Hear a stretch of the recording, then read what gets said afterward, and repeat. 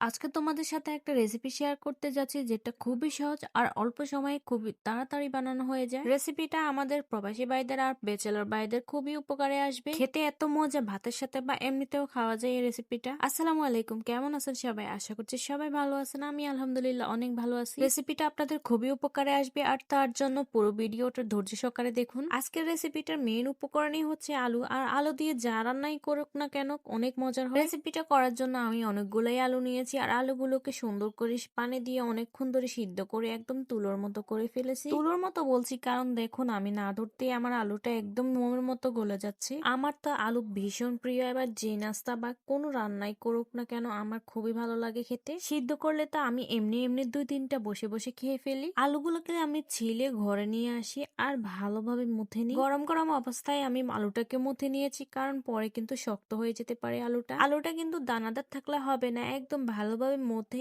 মসৃণ করে নিতে হবে। মানে এমন ভাবে মথা দিবেন মনে কোনো রাগ থাকলে আলুর উপর দিয়ে উড়িয়ে দিবেন। যাই হোক, আমি রাগটাকে উঠিয়ে তারপরে কিছুক্ষণের জন্য আলুটাকে রেস্টে রেখে দিলাম। এইদিকে ফ্রিজে এসে দেখি কোনো ধনিয়া পাতাই নাই, তাই পাশের ঘরের ভাবির কাছ থেকে কয়টা ধনিয়া পাতা হাওলাত নিয়েছি। দেখেন নাকি কিপটার কিপটা এই কয়টাই দিয়েছে, আমি হলে তো আরো বেশি দিতাম। এই যে দেখতে পাচ্ছেন এই কাঁচামরিচ গুলো দিবে, এই কাঁচামরিচ গুলোতে একটু ঝাল নাই তাই একটু বেশি করেই নিলাম। যে এক কোনায় দেখি পড়ে থাকা ধনিয়া পাতা অনেক দিনে, তাও আর দেখি কালো হয়ে গেছে। কি আর করবো, এগুলো দিয়ে আজকে কাজ চালাতে হবে। এইদিকে আমার রেসিপিটা করার জন্য যা যা সবজি লাগে সবকিছু কুচি করে নিয়েছি। আজকে কিন্তু একদমই মাটির চুলে যাব না, আমি ঘরে বসে গ্যাসের চুলে তৈরি করব। প্রথমে আমি একটা কড়াইতে অনেকগুলো তেল দিয়ে দিলাম আর তারপরে দিয়ে দিলাম পেঁয়াজ কুচি, বেশ অনেকখানি করে। পেঁয়াজটা হালকা বাদামি হয়ে গেলে এরপর দিয়ে দেব কাঁচামরিচ কুচি, একদম মুঠো ভর্তি করে। অনেকগুলোই দিয়ে দিলাম কারণ এই রেসিপিটা একটু ঝাল না হলে ভালো লাগে না, আর আগেই বলেছি এই মরিচগুলোতে তেমন একটা ঝাল নাই। তারপর একটু নাড়াচাড়া করে আমি দিয়ে দিলাম পরিমাণ মতো লবণ। এবার বেশ কিছুক্ষণ ধরে নাড়াচাড়া করে পেঁয়াজ মরিচ গুলোকে একটু লাল লাল করে নিব। আমি কিন্তু হালকা বাদামি করলাম, বেশি ঘন বাদামি করা যাবে না। তারপর দিয়ে দিলাম আমার মধ্যে রাখা আলুগুলো। আমি আগে বলেছি এই রেসিপিটাতে আমি তেমন কোনো কিছু দিব না, অনেক সহজেই বানানো যায়, খুব কম উপকরণে আর অনেক তাড়াতাড়ি করা যায়। এইভাবে বানাবো।